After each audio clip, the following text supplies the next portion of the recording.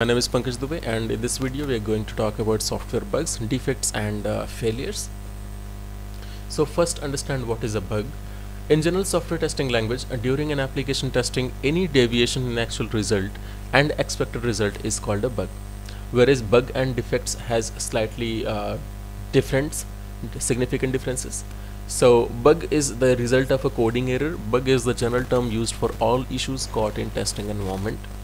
Defect is a deviation from the requirements, and defect word is used by the business persons or the stakeholders. And failure is when any bug is found in the live environment, then it will be called a failure. How to raise a bug? So if you're using any bug management tools, there are certain bug management tools like Bugzilla, Mantis, or you can use HPQC, Jira to raise the bugs. So while raising the bug, you should consider these points so that you can raise an effective bug and the developers do not come back to ask you for any further detail. Because if developer comes back to you to seek some more information, then that is the kind of negative thing about a tester. So while raising a bug, you should put some summary in an effective way, and also you should follow some naming conventions so that they can be sure of that what is the pattern of raising the bug. You put the description, and in description you also put what is the steps to reproduce the bug, and or you can give the detail of the bug in the description thing. Component or assigned to, there might be different teams who are working on your application. Like if you're working on an application and you are checking the CRM, you are checking the website, you are checking the mobile application, then accordingly you will have to assign your bug to a different team. Like for the mobile applications, you will have to assign it to mobile application development team, and for the website you will have to assign it to website development team. Then you will have to put the steps to reproduce the bug with test data, and if there is any URL, then also you put it in there. Attach the logs and screenshot for your proof that you have found the bug and this is valid.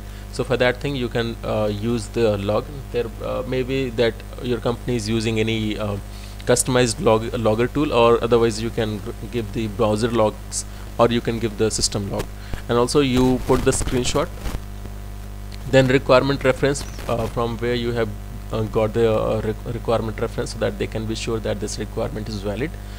And then release name, build number, or the sprint name in which you are working. Test environment name, there might be some instances where you are supposed to work in different test environments, so it's better to put the testing environment name there. Or otherwise you can simply say that whether this thing is occurring in just only in development environment, or the QA environment, or the live environment, so you can put it here. Also assign the priority and severity, because these two terms are really very important. So let's understand priority and severity. When you are finding any bug, or if you're raising any bug, or you have any task in your backlog of your agile model, then the impact of the bug or function on business level is called priority. Okay, so how that bug or how the task is going to impact your business is called the priority. And if you talk about severity, then the impact of the bug or the function on application level is called priority. So the very popular example for priority is like your logo is not okay, or your what you call it, some business lines are not okay. So this is something that is going to impact your business. Okay, then in that case the priority will be high, but that logo is has nothing to do with your application's functionality. So in that case severity will be low, but the priority will be high. So suppose there is another example where your application is crashing on the instantly. So in that case and it is happening only on the development environment and not in the testing environment. So in that case the severity will be the highest and priority will be low, because it is not impacting your business, because it is not in the live environment, it is only in the QA environment.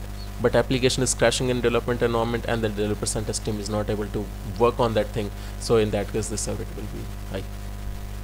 So what is bug life cycle? So once you assign the bug, or once you create the bug, it will go into the new state, and once you update the status and you assign it to someone, then the status will be changed to assigned.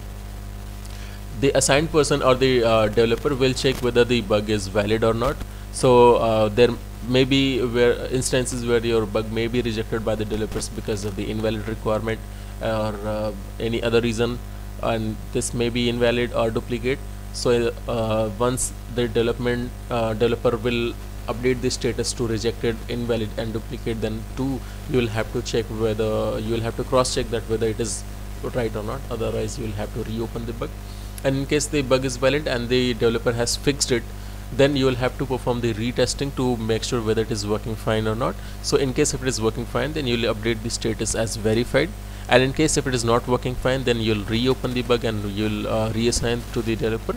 And once you have verified the bug, then the status will be marked as closed. Bug management tools, like there are some tools like Bugzilla, Mantis, HPQC or HPALM. HPQC stands for HP Quality Center and HPALM stands for HP Application Lifecycle Management, and Jira. This is wrong spell, it's JIRA.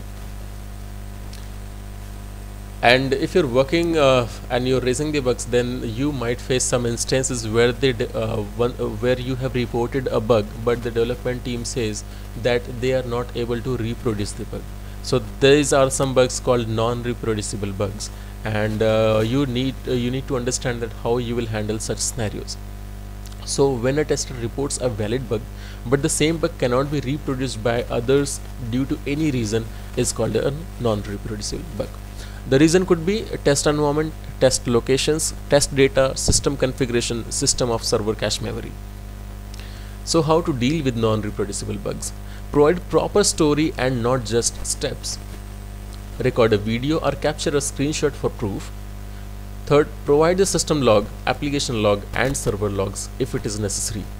And provide the time of execution when you executed the environment, because it depends upon the time of execution as well. Provide the location of test execution, because there are some configuration which is based on the IP configuration. So if you're accessing the same website from UK, it will give you a different result. But when you will access the website from India, it will give you a different result. So also you must need to provide the location of the test execution. Try to reproduce the bug by clearing the system cache memory. You can clear this local system history and cache memory, and try to clear the server side cache by putting this thing $no cache is equals to 1 at the end of the URL to clear the cache of server side.